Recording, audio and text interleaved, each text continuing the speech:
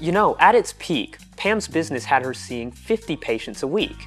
And since she's so well known, even outside of Australia, a lot of these patients were Asian. There's another trend we're starting to see as well, which has really taken off. They call it beauty tourism. That's right, Lorraine. Talk about a twist to the traditional holiday. I met a Dutch lady who flew into Malaysia specifically to take advantage of this package deal.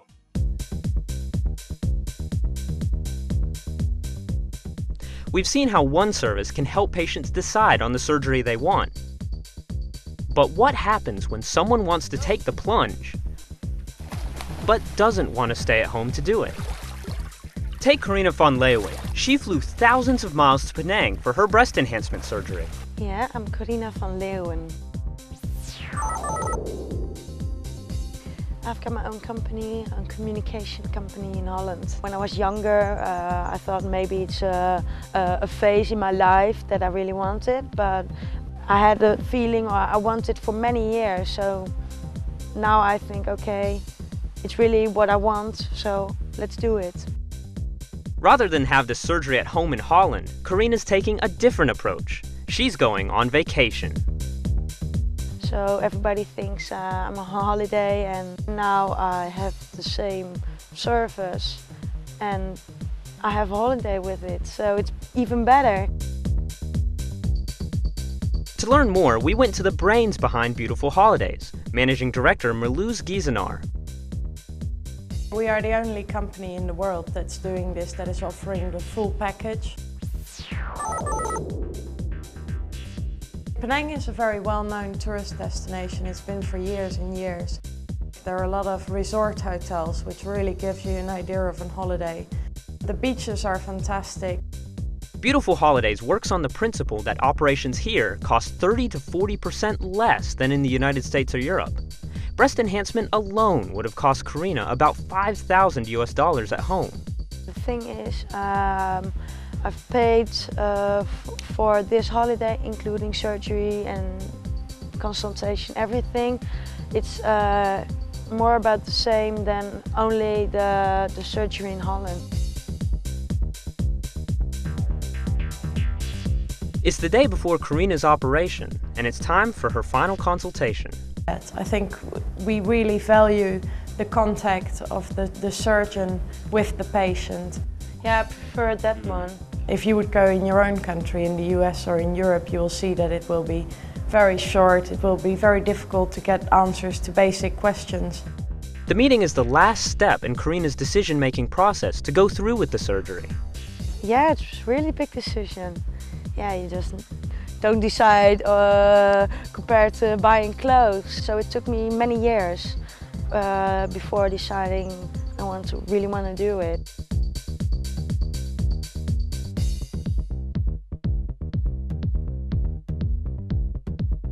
On the day of the surgery, Carina checks into Lo Guan Lai Specialist Center.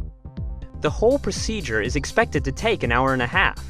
Carina requested that we not shoot her while under the knife, but there are similarities to just about every breast enhancement operation.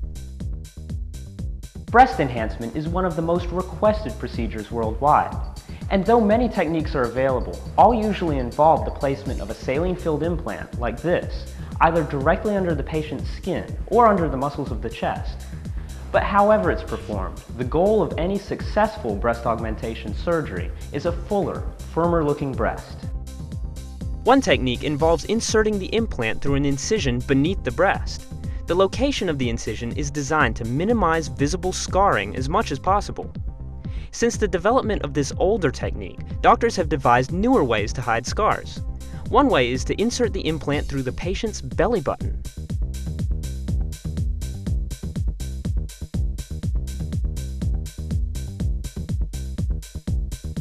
In Carina's case, doctors will make incisions in both of her armpits. Each implant they insert will contain 275 milliliters of silicone. This is enough to push her from a borderline AB cup to a full C cup. Her surgery complete, Carina recovers at Lo Guan Lai. Her doctors say the operation was a success, and a little more than a week after her surgery, she's recovering well. But the day after, everything was better. I had a good breakfast, and in the morning I got released from the hospital. And basically every day it got better.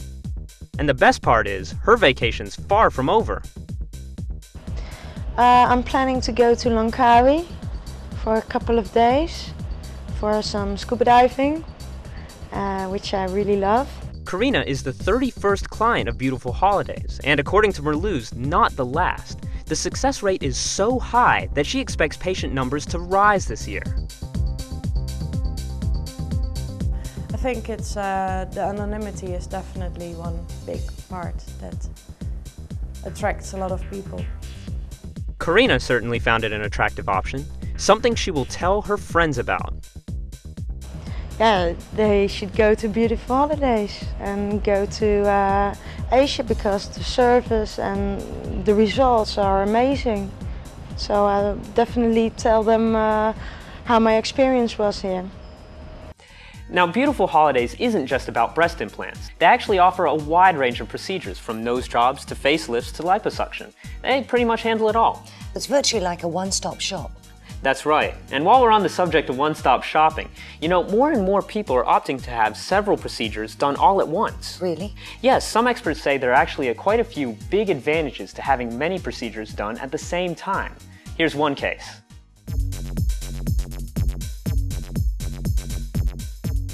Karina showed us how the combination package of a holiday and cosmetic surgery can do wonders for your appearance.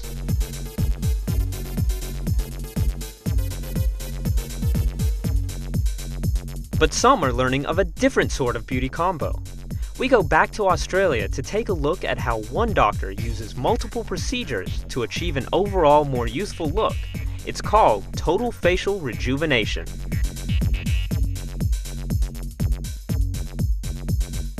The patient is Kathy Chase Martin. I think I just wanted a fresher look. If you want to have a look that's consistent, you just need to do the whole thing at once. Kathy's in advertising, so it's easy to understand how at her workplace a young look can go a long way. But that doesn't mean she has to go a long way for a young look. Meet her surgeon, Sydney's Dr. Warwick Nettle. In general, most people are interested in what I'm thinking of in relation to total rejuvenation. People just don't have the time to have constant little things done and have a lot of little bits of downtime. In general, most people want to just have one recovery period, one period of swelling and sort of hiding away, as it were. This consultation is the latest of several between Kathy and Dr. Nettle, and it's the last chance for questions before the surgery tomorrow. I'm really concerned that people can look at me and tell that I've had a facelift. Well, can I expect this sort I really don't want this sort of look. A very common fear that people have about facelifting surgery, and it's one that just simply doesn't need to happen. Kathy also gets a chance to calm her nerves before tomorrow's operation. I'm very nervous about it. I'm quite nervous about it, but I feel that I've made a really good selection with Dr. Nettle, and he assures me that the results are going to be fine. That's really what I'm after. Tomorrow, essentially, what will happen is Kathy will come down to the operating theatre, and our team will all be there and it'll all be set up and all ready to go. I think Kathy is around about 53, so I'm hoping if we get around about the 45 mark, that should be pretty reasonable tomorrow.